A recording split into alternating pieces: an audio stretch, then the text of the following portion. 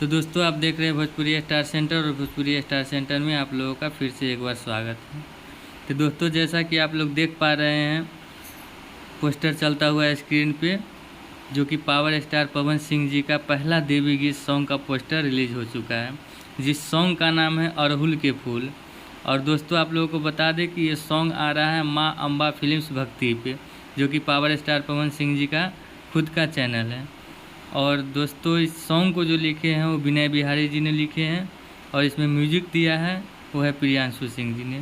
और दोस्तों आप लोगों को बता दें कि इसमें एक्टर जो है वो है सेवता झा, और इस सॉन्ग को गाए हैं पावर स्टार पवन सिंह जी और शिवानी सिंह जी ने। तो दोस्तों पोस्टर से तो ऐसा लग रहा है कि बहुत अच्छा ही देवी गीत होगा, और माँ अम्बा फिल्म्स जो चैनल है उस पर बहुत अच्छा ही देवी गीत आता है।